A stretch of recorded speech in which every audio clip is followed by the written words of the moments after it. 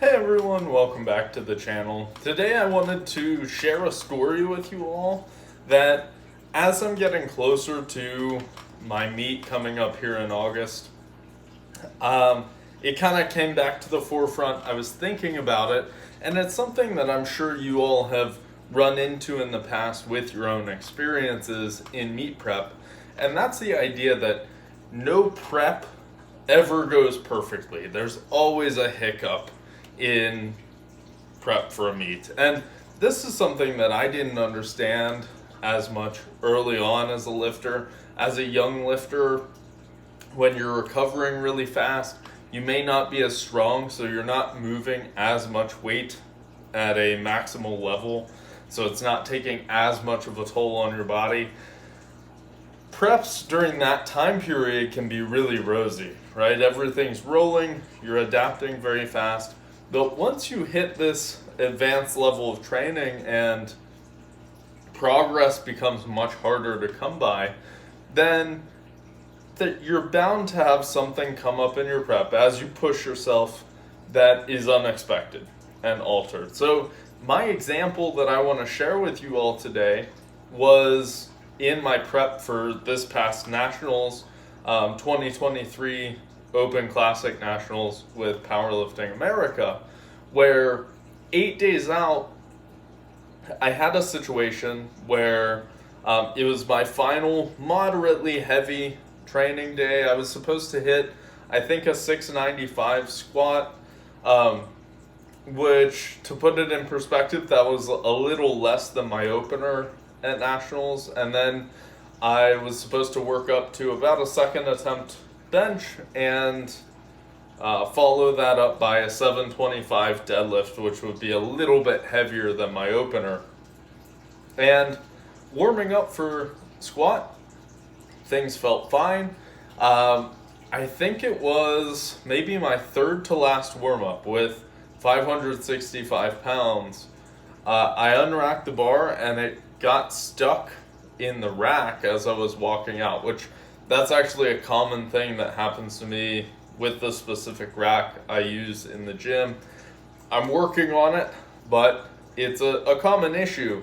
But I felt kind of a shift in my, I would call it upper ab at the time. And I wasn't sure what to think of it.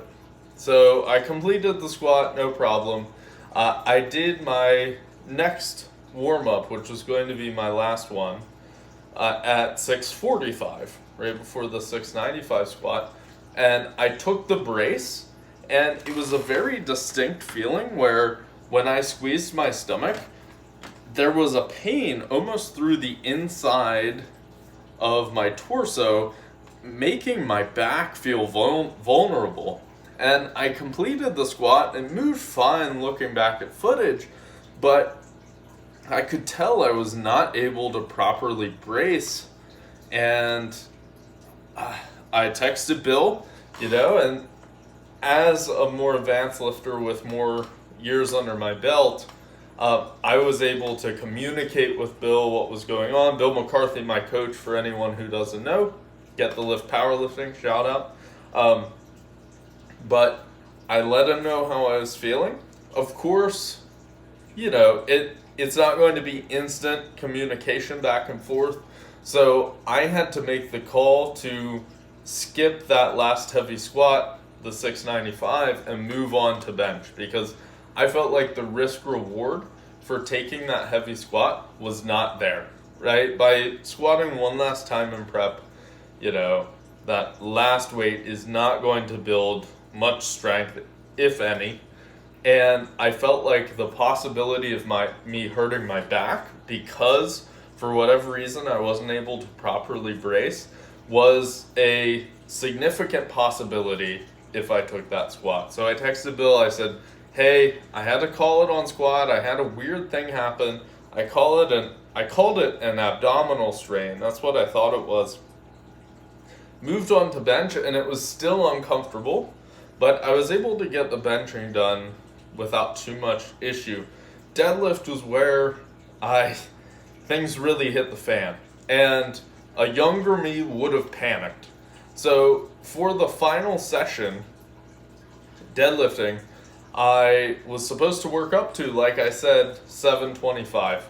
I loaded up 315, which is normally my first warm-up on deadlift, and I pulled it, and immediately as I got to the top, I just dropped the bar, which that's something I never do in training. I always follow the bar to the ground. I think it's relatively dumb to drop it at the top, but I just felt this pain so vulnerable through my back, and it wasn't because I had a back injury, it was because I wasn't able to brace into my belt.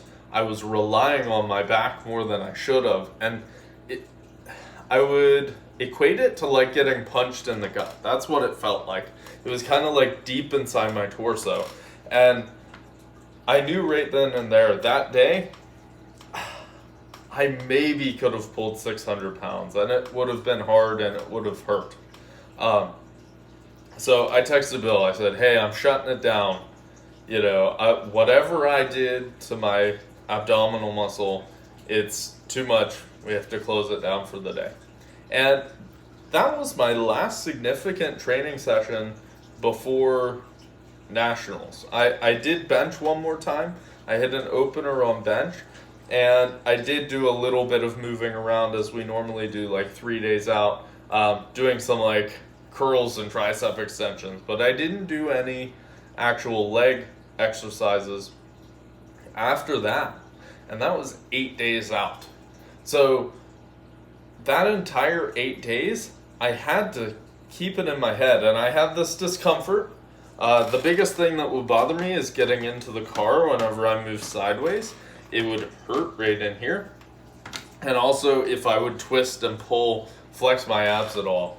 And the whole time I'm in my head, I'm like, is this thing going to be good to go? We made my attempt sheet as if I was going to be 100% fresh and the injury wasn't going to be an issue. And as the week went on, those 8 days, I was able to convince myself that I was going to be fine. And even to the last day of the water cut, the day before the meet, there was discomfort there, and I could tell that it would be weird. But I, tried to push that out of my mind, and that's what I want to convey to you all, right?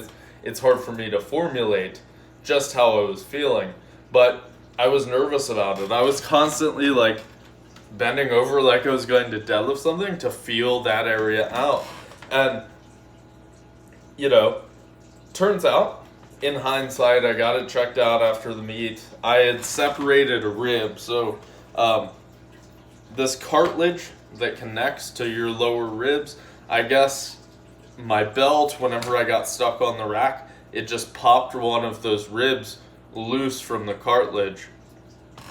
And long story short, it did certainly affect me a little bit. My second squat at nationals, whenever I unracked it, I felt the shifting of that rib. In hindsight, I know what it was now, right? The pressure just made that rib shift, and it was a pop that I felt. And that affected my third squat attempt call. But otherwise, the adrenaline carried me pretty well without having to deal with it. Now, I'm not sharing the story for any sympathy, right? And that's exactly what I'm getting at with this, is every single meet prep is going to have some sort of hiccup, or at least expect it to be that way. And if I was less experienced and I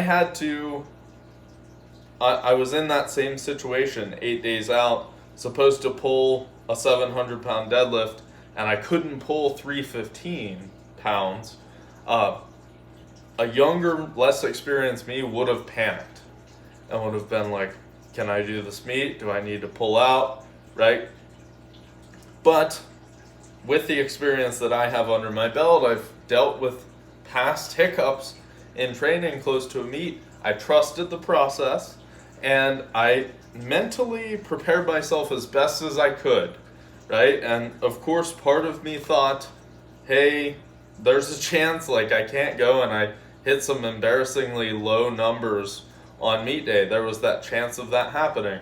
But otherwise, I was able to push it out of my mind and stay focused, even 8 days out with an injury like that. So let me know down below in the comments, have you ever dealt with kind of an injury right before a meet, or at least in those last few weeks to several weeks in the peak leading up to your meet? I'm curious, what have you dealt with?